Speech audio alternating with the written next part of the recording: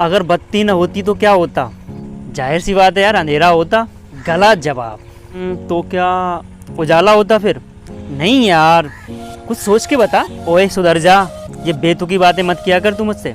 Simple सा जवाब, अगर बत्ती न होती तो यार पूजा भी न होती। अच्छा, अगरबत्ती। चल भाई, ये तो मजाक था, लेकिन आज की खबर ये है कि भैया वित्तीय घाटा बढ़ गया है।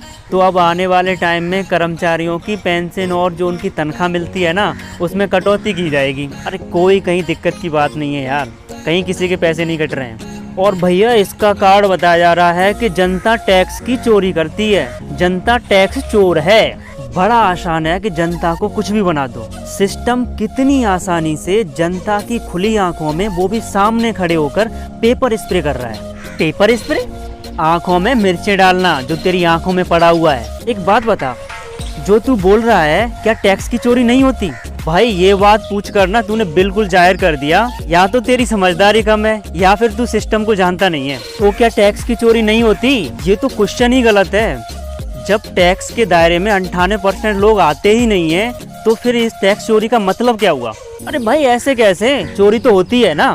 पहली बात तो ये है कि हर इंसान टैक्स देता है, वो भी 100%। समझे? बड़ा अजीब आदमी है यार, अभी तो बोल रहा था कि 98% लोग टैक्स के दायरे में ही नहीं आते। यही तो समझदारी की बात है कि 98% लोग इनकम टैक्स के दायरे में नहीं आते। और बेटा तुम टैक्स और इनकम टैक्स के बारे में थोड़ा अंतर करना सीख लो। ओह, टैक्स और इनकम टैक्स अलग अलग होते हैं। दुनिया का सबसे टफ एग्जाम जो एक नागरिक के तौर पर जिंदगी भर होता रहता है उस नागरिक के साथ। अरे भाई ऐसा कौन सा टफ एग्जाम है, वो भी नागरिक के तौर पर? यार इतने साल तो हमें एग्जाम की तैयारी करते हुए हो गए, काफी लोग निकल जाते हैं एग्जाम को पार करके। किसी भी देश के लिए एक अच्छा नागरिक होना, एक जागरूक नागरिक होना, यानी कि बी अ गुड सिटीजन। भाई ये क्या बात हुई? भाई अपने अपने देश में तो सभी नागरिक होते हैं। यही तो वजह है कि तुम कितने अनपढ़ और जाहिल किस्म के इंसान हो। आज से 9 महीने पहले का ड्रामा भूल गए हो?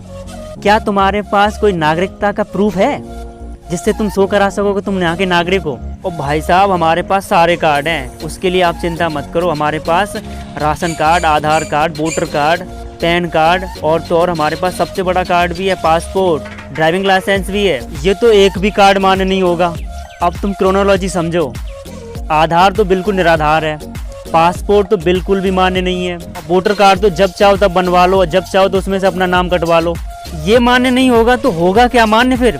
एनआरसी। क्रोनोलॉजी समझो तुम, पहले एनआरसी कराओ तब जाके तुम यहाँ के नागरिक होगे। और मुद्दे की बात करते हैं, तुझे पता है कि सिस्टम के अंदर कितने लोग हैं जो इनकम टैक्स देते हैं? कितनी संख्या इनकम टैक्स देने वालों की? यार मुझे क्या मालूम कितने लोग टैक्स देते हैं, वो भी इनकम वाला। मुझे तो मालूम था ना कि तुम सिर्फ कंपटीशन में घुसे रहना, बाकी की चेतना तुम्हारी मर चुकी है। सुबह से लेके शाम तक बस वही कि 2 आदमी एक खेत को एक दिन में जोत देते हैं, तो उसी खेत को एक आदमी कितने दिन में जोतेगा? जबकि खेत एक बार जोत लिया, अरे भाई उस खेत में फसल करो तो कुछ हो। देख भाई हमारी मजाक मत बना, हम जो कर रहे हैं वो अपने लिए कर रहे हैं ना। अरे मैं क्या मजाक बनाऊंगा यार, तुम खुद एक मजाक हो। हैं? इनकम टैक्स देने वालों की संख्या मालूम है 2 से 2.5 करोड़ है। क्या बात कर रहे हैं यार, 130 करोड़ लोगों में से मात्र 2 से 2.5 करोड़ लोग ही देते हैं इनकम टैक्स। लेकिन टैक्स तो हर व्यक्ति को देना पड़ता है ना। यार तेरी जो ये बात है ना, मुझे हजम नहीं हो रही। एक बात बता, हर व्यक्ति कैसे टैक्स दे रहा है जबकि 2 से 2.5 करोड़ लोग मात्र इनकम टैक्स दे रहे हैं? यार देख, इसके 2 तरीके हैं। पहला कि सिस्टम के अंदर जितनी भी तू चीजें देखता है या सामान तू मार्केट से जो भी खरीदता है, वो सब के सब जीएसटी के दायरे में आते हैं। हाँ बिल्कुल सही है तेरी बात कि जो भी चीजें हम लोग खरीदते हैं वो सारी की सारी जीएसटी के दायरे में आती हैं। तो इनडायरेक्टली हर चीज पर 18% जीएसटी तो लगा ही है, और वो हर व्यक्ति को देना पड़ेगा जब भी वो उस वस्तु को खरीदेगा उस सिस्टम के अंदर। वो कैसे लग जाएगा 18% प्रत्येक व्यक्ति पर? वो ऐसे, मान ले कोई भी पर्सन है जो अपने दिन भर में वो 100 रुपये खर्च करता है, तो जब भी वो 100 रुपये खर्च करता है तो वो जो भी वस्तु खरीदेगा या जो भी सर्विस लेगा तो 18% उसमें पहले से इंक्लूड होता है, तो वो तो कटना तय है। 18% जीएसटी यानी गुड्स एंड सर्विस टैक्स वो लगना है। यार इसका मतलब तो ये हुआ कि फिर तो पैसा खर्च ही मत करो, तो सारा टैक्स क्यों देना पड़ेगा? कब तक खर्च नहीं करोगे? जब भी भाई खर्च करोगे ना तो 18% तो जीएसटी लगना तय है, वो तो लगेगा। और जो दूसरा जो जीएसटी के दायरे में नहीं आते उसमें तो और भी ज़्यादा टैक्स लगता है। उसमें 1 यूनिट पे ही 50 रुपये का टैक्स लग जाता है। क्या बात कर रहा है यार, प्रत्येक यूनिट पे 50 रुपये लगेंगे? ऐसा कौन सा टैक्स है भाई? वो कौन सी चीज़ है? वो है फ्यूल, यानी ईंधन, मतलब पेट्रोल और डीजल। हाँ यार, डीजल और पेट्रोल जीएसटी के दायरे में तो नहीं आते। कुमार, ये जो मैं बात बता रहा हूँ ये बहुत सीरियस है और सबसे ज़्यादा टैक्स के रूप में इसी पर ही शोषण होता है और कोई भी इसके बारे में ज़्यादातर लोग जानते नहीं हैं। पेट्रोल और डीजल की वैल्यू जो एक्चुअल में है, जो पेट्रोल पंप पे मिलती है, वो 19 से लेकर के 22 रुपए के बीच में होती है।